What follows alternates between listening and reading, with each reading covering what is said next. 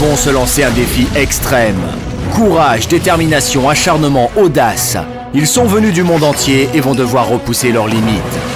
The Raid, une épreuve d'endurance mentale et physique hors norme. Pour tous, un seul but, être la première équipe à franchir la ligne d'arrivée. Seuls des athlètes confirmés, les meilleurs de la discipline, peuvent espérer relever ce défi. Pour participer, ils ont dû se qualifier sur 3 courses, les Cross Adventure World Cup. 3 courses sur 3 continents dans les plus beaux paysages de la planète. En Australie, dans l'état de Western Australia. Aux États-Unis, dans l'état de l'Idaho. En France, en Savoie. Seules les 24 meilleures équipes du monde, les plus obstinées, les plus résistantes, peuvent donc participer à cette finale, The Raid au Canada, dans la province de Québec. Après les Cross Adventure The Raid World Cup, voici enfin la finale, The Raid World Championship. Ce territoire est tellement vaste qu'on le surnomme le Royaume. Au Canada, dans la province de Québec, la région Saguenay-Lac-Saint-Jean offre d'immenses hectares de forêt, mais aussi une faune sauvage exceptionnelle. C'est le territoire des Indiens et des trappeurs. Ici, tout est démesuré. Les rivières sont aussi larges qu'un fleuve, le lac Saint-Jean aussi grand qu'une mer intérieure, et son majestueux fjord sans fin. C'est un univers sauvage dans lequel règne Mère Nature.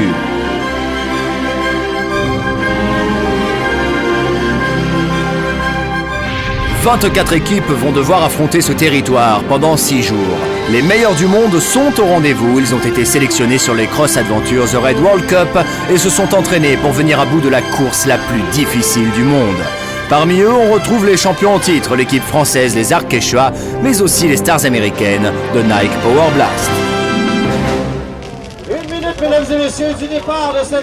5 heures du matin, les équipes sont au départ, tous ont hâte d'en découdre après plus d'1 an de préparation. Oui, je suis contente que ça commence, mais d'abord on va démarrer et s'habituer au rythme de la course. Après, je pense que ça ira encore mieux. On attend le départ avec impatience. Ouais, il faut que ça parte maintenant. Ça fait trop longtemps parce qu'on prépare, il faut qu'on parte maintenant.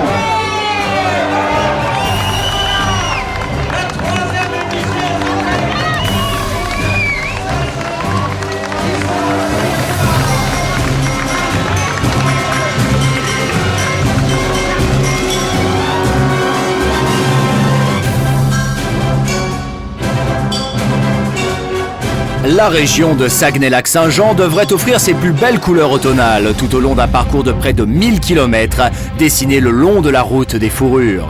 Après près d'un tiers du tracé parcouru en VTT et un deuxième tiers parcouru sur les innombrables lacs et rivières de la région, ce 3e Raid World Championship devrait logiquement sourire aux équipes les plus habiles en VTT et sur l'eau. Mais il faudra être très stratégique et prendre en compte les coefficients de marée, la gestion du sommeil et ne pas négliger les 15 000 mètres de dénivelé positive qui peuvent se révéler cassants. Au bout de 6 jours, les athlètes devraient arriver dans l'une des plus belles baies du monde, à Tadoussac. Mais en attendant, c'est un véritable parcours du combattant qui attend nos équipes.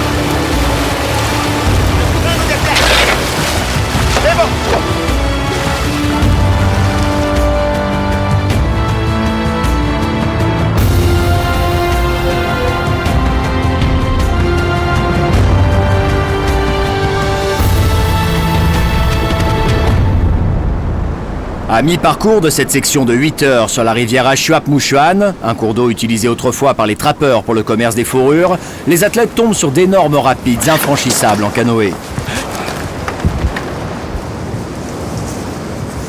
Il va donc falloir porter les embarcations sur plusieurs kilomètres le long de la rivière. Chacun a sa technique de portage, technique qui s'avère plus ou moins efficace.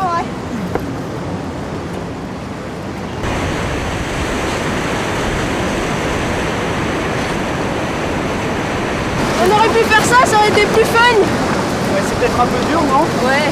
Oh, pour l'instant ça va, il n'y a pas encore trop de fatigue. Ah, ça y est, c'est fini. Il me reste encore beaucoup à pagayer. Une très longue route à faire dans ces bateaux. Le raid est long. Il s'agit pour l'instant de rentrer dans le rythme de la course et d'économiser son énergie. Courir pendant 6 jours dans une équipe, c'est pour chaque athlète une véritable aventure qui commence.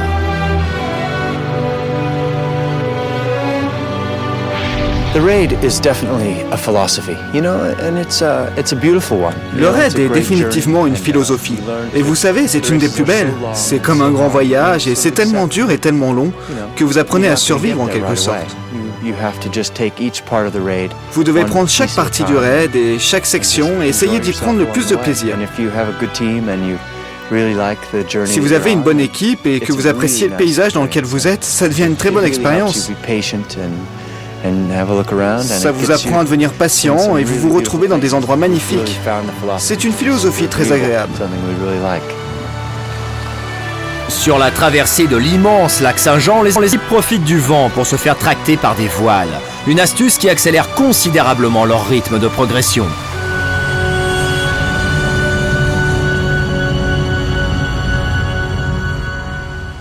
Minuit.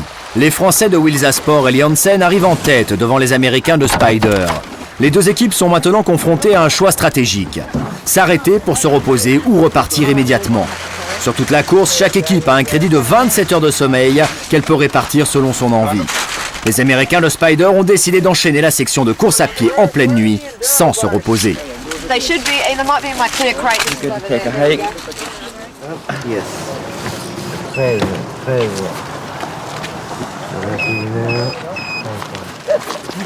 D'autres ont fait un choix radicalement différent, comme Wilsasport et Liansen, qui veut se reposer maintenant et partir au petit matin.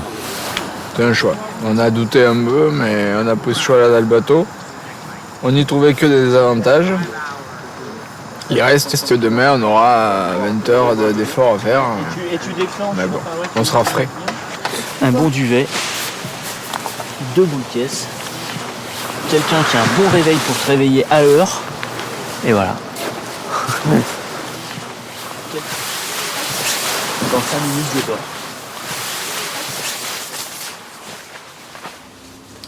Pendant que Wilsasport et Liansen se reposent, les Américains de Spider sont complètement perdus. Difficile de s'orienter dans la nuit noire, leur choix n'a peut-être pas été le bon.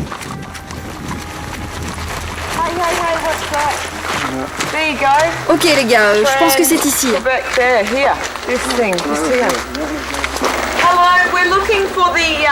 Bonjour, on cherche le chemin. Le sentier, c'est bien par ici? Vous savez où est le parking? Il y a un parking à 500 mètres. Là, il y a un panneau. Et au panneau, vous verrez le chemin dans le bush. Prenez-le. Tous les repères disparaissent. La fatigue commence à se faire ressentir et pourtant il faut rester concentré sur la carte.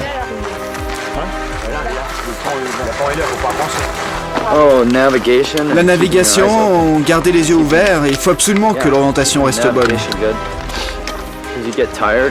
Après, tu deviens fatigué, tu oublies où tu es et ensuite tu es perdu, tu deviens misérable.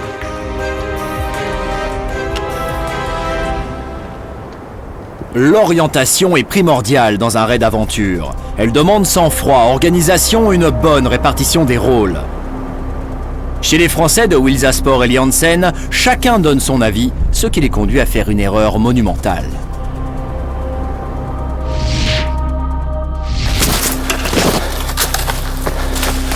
Sébastien! Oui, c'est par là. Il y avait les panneaux tout à l'heure. Bah ouais, c'est toujours le... C'était bon? Oui, le lac. Mais c'est bon, on pose pas de questions, on pense. Bon, maintenant on se concentre. Pourtant, regarde, il y avait les mecs qui regardaient, ils attendaient qu'on passe là quand même. Oui, bah oui, mais on ne peut pas être ensemble. C'est pas top, mais ça veut dire qu'on va rattraper un chemin peut-être qui va à 305. Attends. Moi j'ai un chemin qui va. De toute façon, on va pas faire demi-tour maintenant. Hein. C'est bon, on continue sur cette option. Il y a un chemin après qui part vers l'ouest. Qui rejoint ça. Allez, on y va. C'est bon. On peut pas. Ça sert à rien d'orienter. C'est vraiment déroutant. Parce qu'on est constamment dans le sens inverse de ce qu'il faut aller. Mais bon. Alors que les Français perdent de bonnes heures à s'embrouiller, l'équipe américaine Nike Power Blast accélère et prend la tête de course. C'est l'une des seules équipes professionnelles du monde. Les 4 Américains ont déjà gagné le premier The Raid et ils veulent à tout prix récupérer